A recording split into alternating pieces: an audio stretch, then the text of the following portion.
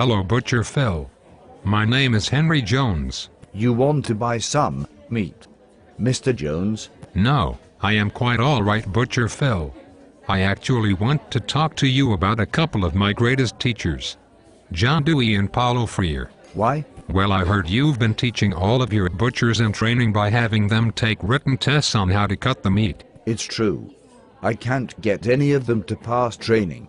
When I give them a knife, it's like they're cutting vegetables. Wait, how did you know about my bad trainees? Phil, I've been hired by your boss. He is a big Indiana Jones fan.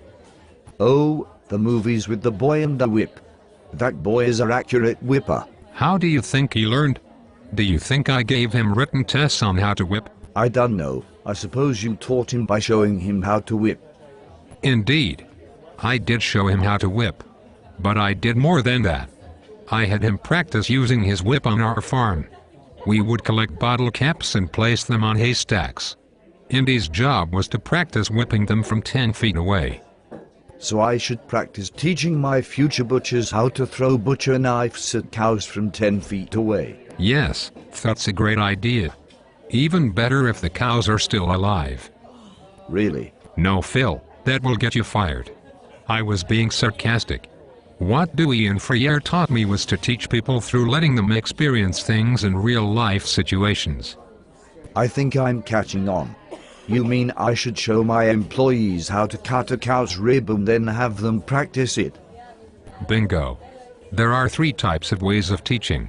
I learned these studying a book called Critical Pedagogy in college. The first method is called the transmission model. That's like what you're doing now. You lecture your meat packers and then you ask your employees to take notes.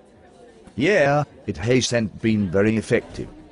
I wouldn't think so, mate. Let me teach you the second way. The second model of teaching is called the generative model. That would be like if you put your meat packers in groups and told them to study meat packing methods together. That seems like a good idea. Well, it's definitely a better idea than what you're doing now. The third model I read about is called the transformative model. It is my favorite model of learning. It can be a combination of the generative model, but it expands further. You might have your students study meat packing in groups, but then you would have them go into the freezer and practice it. Could they be live animals? That's probably not a good idea, but you could put together a field trip to the cattle ranch and have your meat packers observe living animals. That would fall under the transformative model. The transformative model is a great tool to develop critical thinking. What a great idea, Professor. I will have critically conscious meat packers. Just wait till I teach you scaffolding.